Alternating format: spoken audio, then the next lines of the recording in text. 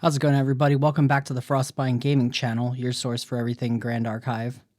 I'm Travis, and I'm here for today to go over if you couldn't guess by the thumbnail, we're going to talk about Nico. Just to cover some updates to Nico before we get into the profile and why we're covering Nico of all champions at this point, because she's kind of been off the map for a bit, is with the recent BNR on January 26th, we got a new proxia vault card in the form of support for Nico. So that was a pretty cool thing, and we're going to talk about how this card actually helps the deck. So I'm going to go over to TCG Architect now, which is a great deck building site. And it's where I've been building my decks and everything. And we're going to go over this list, but first we're going to talk about this card. So this card is called, and I'm probably gonna butcher the hell out of this name, so please excuse me. Sablemere Warden's Grip. Okay, so Sablemere, I think it is Sablemere. Correct me if I'm wrong, but it has both Nico bonus, and this card is reminiscent of what Alice got for Ryle the Abyss, except this card actually has an extra effect on it.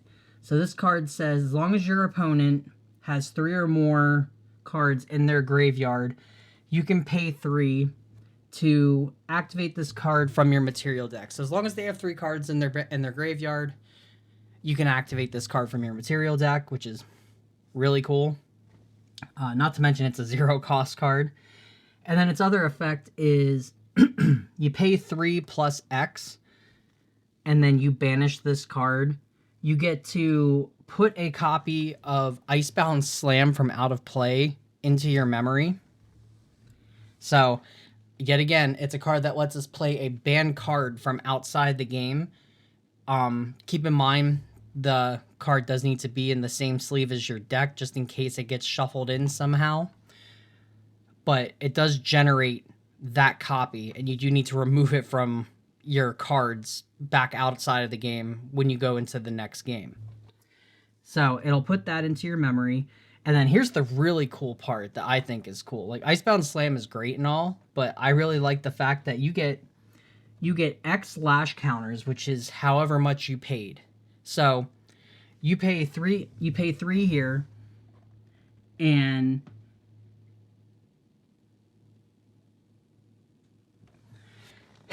and then so you pay the 3, and then you get plus X. So out over that 3 cost, you get X plus lash counters. So if you pay like 5, you get 5 more lash counters, which I think is really great. It's a great way for Nico to ramp up without having to rely on the float right off the bat.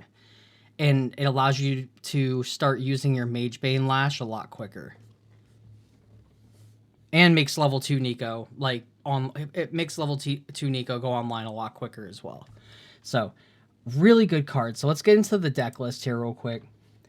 We're on Serene Water because you're on a water champion, so popping this to heal yourself really doesn't harm you. And then the Glimpse allows you to kind of sculpt your hand in the beginning of the game. We are on level 1 Nico because there's no reason not to be at this point, because, you know, you can use Magebane Lash early, and then also you want to be able to use your Proxia's Vault card as soon as possible. So, level 1 Nico is good. The effect is kind of okay-ish, I guess. On enter, you do get to look at the top 2 cards of your deck, and you put 1 into your discard, and the other one goes on the bottom. So it does give you slight setup, I guess. It's more the fact that you get to use your Magebane Lash a lot quicker.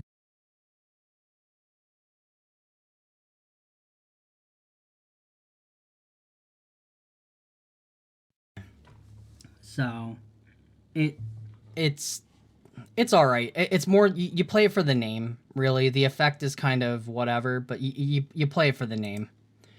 Then we go into our level 2 Nico, which is what the entire deck is about. So every time floating memory is taken out of your graveyard, so that means if somebody Power Swords you, like if there was a bunch of float in there, you get lash counters for all those floats that got kicked. So it's pretty strong. On champion hit, for each lash counter that you have, your opponent mills a card. So being able to set up those lash counters really fast with that new proxia card is going to be really effective. And she's a guardian, so she basically has the health pool of a level 3 champion, which is pretty cool. We're on Magebane Lash, which is Nico's signature weapon. So on enter, you put a lash counter on Nico, and then if you're on level 2 and you banish a float, you get another lash counter on top of that. And then for each lash counter, this card hits for 1 more. So it it basically facilitates getting a lot of power and then hitting your opponent for a lot of damage, and then they mill 1 for each lash counter that you have. Nico's just an aggressive mill strategy. And then the big thing that really helps out is anytime that you would take non-combat damage, or that your champion would take non-combat damage, you get to recover 2 after you take the damage. So keep that in mind. You do have to take the damage. So if it does put you to lethal, you are dead. You don't get to recover that. But any other time, if they deal 2 damage to you, you just recover 2 back. It's really solid. Speaking of damage mitigation, we're on Vapor Jet Shield, which you just link to your champion. It's a 2-cost shield, so it's really hard to remove and get rid of outside of a card that just outright destroys something. And it just passively mitigates 1 damage from all sources. This is more of a late game card. You do want to be finishing with Magebane Lash, preferably, but this is just another option you can go into in case you did need another way to add more damage to Nico. We are on primarily all water, so this card doesn't have a high cost, and it swings for a decent chunk. Quicksilver Grail is the Divine Relic that I went with. I know there are some Looking Glass strats that use like Palvor and Inert Sword and everything, and it seems okay on paper. I'd have to really test it, but like I like the Tried and True Quicksilver Grail, because you can put a copy of, I didn't even cover this card, you can put a copy of Temptation's Facade underneath it and just sit there and wait for them to try to target, let's say, your Magebane Lash to get rid of it or something. You pop your Quicksilver Grail, bring this out, it will hit a float in your yard, giving you a lash counter if you're on Nico level 2, and it'll draw you a card when it comes in, and then you can tap this to change the target of that card to Temptation's Facade. So let's say they try to fracturize your Magebane Lash. You just crack this, change the target to this, and they just wasted a card. So it's a really solid card to hide underneath. Terrafring, it's just for, you know, damage mitigation. It's probably a flex spot, in all honesty. It's there for like ally strats to help make them pay down. We are on a lot of like taxing negation cards in here, so if they aren't careful, they can get their stuff hit. 1 copy of Smoke Bombs. Smoke Bombs basically, you know, turns off a taunt or an intercept by giving them stealth, and allows you to pass through in order to hit your opponent. Enfeebling Orb, 0 cost, comes in, and then you can crack it to make your opponent put 2 cards down. Really good when you're trying to make sure something gets like hit by Frostbind or Cerulean Decree, or even to make sure that they can't defend against your swing. And then we have the new Proxia's Vault card, which we've already covered. Going into the main board, and I'm sorry if I'm going through this a little bit quickly. I apologize. This isn't a deep dive. This is just a quick overview and deck profile. so that if you guys wanted to play around with the new Proxia's Vault card, it gives you the a core deck list to start working with. We're on 4 copies of Ravishing Finale. This is Nico's finisher. You have to pay 3 and then banish 2 float from your discard pile. So you will get lash counters for this card if you're on Nico level 2. And then on champion hit, so not only do they take 6 damage from this card, but they take whatever damage came in from, let's say you have Magebane Lash and it has a lot of damage. So you hit them like a truck for 1, and then it gives them an additional problem where they have to put the top 2 cards of their deck into their graveyard for every damage that they took. So if you hit them for 10, they're milling 20 cards. It really is Nico's finisher. And then on top of that, for every lash counter you have, if you're on Nico level 2, Nico level 2 will then mill an additional amount of cards after this card's done milling. So let's say you have 5 lash counters on your Magebane Lash, or not Magebane Lash, on Nico. And you hit them for 10 with this, you'll mill 20, and then you'll mill another 5 off of just Nico's effect. So you'll mill 25 off of them, which is, you have 60 cards, that's almost half their deck. So this card is definitely a finisher, and it's really good. Since we're on some mill stuff, you do want to play 4 copies, because you do want to have a copy of this card. 4 copies of Primordial Ritual lets you sack a unit, and then you can either mill yourself or your opponent, and then it just has generic float. 4 copies of Refracting Missiles. It deals 1 damage plus 1 for each fractal that you have, and then it's generic float. It's a lot of generic float because you want to make sure you have float online so that you can get your Nico stuff going. 4 Fractal of Rain. We do want to imbue this card and have it set to start milling us, or if we choose to, milling our opponent. 4 copies of Fracture Eyes. Turn an item or weapon into or an item or weapon, or one of their regalia that you don't want them to be using, into a tappable mana rock, or you can use it to turn your stuff into a tappable mana rock. It's just all around a decent card. And again, generic float. 3 Cerulean Decree. You can either get one of each of its abilities, or you can imbue it to get 2 of the abilities, and that's either a pay 2, negate a card, or your opponent pays 2 or a card is negated. You draw a card to memory, or you neg someone's attack by 3, which can save you in a pinch. More damage mitigation, Storm of Thorns. This just puts a blanket effect on your board, so that anything that gets swung at on your board for that turn deals 1 damage back and takes 1 less damage. So it's just a really good blanket damage mitigation that can deal damage back. And it's got class bonus floating memory. 4 copies of Frostbind. Obviously my favorite card. I'm so glad that this card is actually seeing play now, and it's actually good because of the new rule change.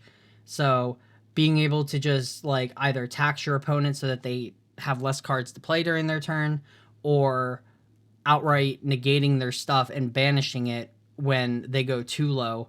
This card, it comes in very clutch. 4 Frosthorn Paladin. More ways to get rid of float in your discard pile. It replaces itself and gets a buff counter. It's a 3/4 intercept. So just a big tanky body that they have to deal with before they can touch Nico. Also, really good unit to swing with and help clear things off board. 2 Song of Frost. This is your oh shit button if they come in with a huge attack that you can't stop, like a Shadow Strike or something. You would throw a Song of Frost out there and the combat step, and it's just all around a decent card. 2 copies of Revitalizing Cleanse, another oh shit button, and you basically just, you reveal your memory, and for every water card that you have in there, you get to recover 1, and then it draws a card to replace itself. So it does cost a meaty 5, but if you have fractals out, you can probably make this a lot cheaper. So we're only on 2 copies, and it's there if you need it. It could probably be cut out if you don't feel you need it and put something else in, but it's still a decent card. 3 Sprawling Cleanse from the new set. Since we don't have a Merlin Mastery, it's just a flat recover 3 for generic memory. So, or generic floating memory. So, really good. And 4 Thronekeeper Bullfrog, more generic float, 04 taunt. You can't really ask for better. 3 copies of Dredging Streams to help like spot remove things from their discard pile, and then when you're on level 2+, it'll have float, which is where Nico tops out at, is at level 2, so you will have your float at that point. It's a good card. 2 Unbroken Mustang, ways to get around Censor of Restful Peace, or anything else that's an issue. You need the Fracturizes and this in order to make sure that you don't get locked up by a card like Censor. It sucks. I hate having to play Mustang, honestly, but it makes sure that you have something to get rid of things other than Fracturize. 3 copies of Chilling Touch. This just kind of it temporarily banishes a card at random from their memory, and then they get it back at the end of their turn. So you can lower their influence by 1 temporarily for a turn, and it could set up some plays. It's a 1 cost generic float. 4 copies of Diffusive Block. This card is it's a 2 cost, but it becomes a 1 cost if you have a shield, which we do play Vapor Jet Shield, which goes under your champion and passively prevents 1. So this card could soak up 3 damage from your champion, or in unison with Vapor Jet. It prevents 2 itself, or you can use it to help save a unit. So all around decent card. Class bonus float again as well. And the last card we have is Overpowering Defense. This is also a flex spot. I put in 2 copies of this card because when you go in for your Ravishing Finale play, if you're able to get past their taunts and everything, you do not want to get stopped out by a card that either redirects your attack or negates your attack or whatever. You just want to be able to hit them, because typically if Nico connects with your opponent after a Ravishing Finale, they're almost guaranteed going to lose that game. So this card just kind of helps give you another negate option that just says flat out no, instead of relying on Frostbind and them having 2 more cards to pay for it or something. This card just makes sure that your stuff connects. It's good against spell shields, things like that. It's just, you need this card. It's really, really good. So and I think that's about it. Oh, and then our 1 copy of Icebound Slam. It's in the sideboard here because there's no this is technically supposed to be out of the game. I do not have a sideboard for this list. It's more just a core to get you started if you had interest in a mill strategy that's not Genbu, or you like Guardian and want to play Nico, or maybe you just like Nico. So hopefully this helps and gives you guys something to kind of play around with. I know this meta is interesting, for lack of a better word. So I know I'm interested to start playing around with Nico and the new card. But hopefully this helps, and hopefully you guys enjoyed the video. Leave a comment down below. Let me know what you guys think, or if you guys enjoy playing Nico. And let me know if you have any success with the list. I'd love to hear about it. So until next time, guys, thank you so much for watching, and I will see you guys on the next one. So until then, take care.